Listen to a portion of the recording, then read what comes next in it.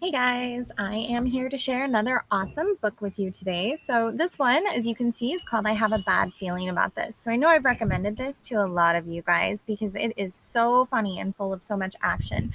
So, here's our description, and I'm going to start out a little differently today. So, I'm going to start with a wilderness survival tip. So, here's a wilderness survival tip for you: drinking your own sweat will not save your life. Somebody might have told you that, but they were really just trying to find out if you'd do it. And that is exactly the sort of tips that this whole book is full of.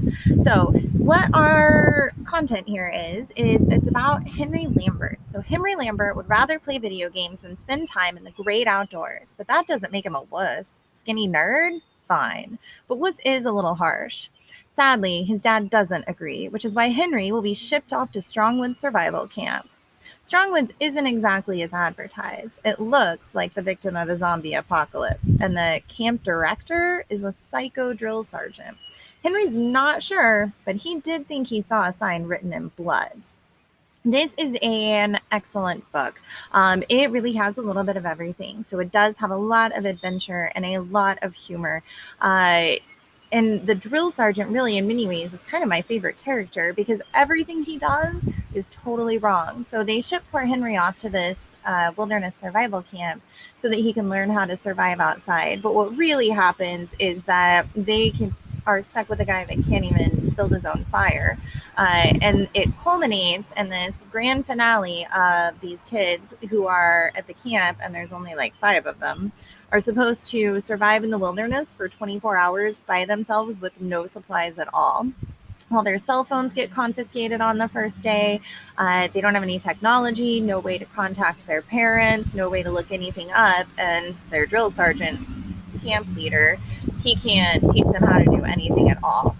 So those last 24 hours are super exciting, not just in terms of him trying to survive outside for 24 hours, but also in the sense that something really, really exciting happens. And I can't tell you what that is because I feel like that would ruin the whole ending.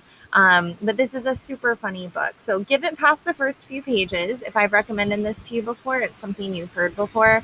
The story here is that Henry has all this awesome, crazy stuff happen at camp. And then when he gets back, it was so exciting. Hollywood decided to make a movie for it. So your first couple pages are a little disorienting because he is being interviewed by a reporter about the movie that's been made out of his summer. And then it flips all the way back on page 3 to start at the beginning of that summer. So it kind of flips back and forth sometimes, which you have to get used to, but it is outstanding in general. So I would super suggest this for any of you who really like humor books and who really like adventure stories. And maybe you'll learn something about how to survive in the wilderness. So before I go, I'm going to share wilderness survival tip number 2 with you. In case of an avalanche, don't despair. You're doomed, but it's a wicked cool death.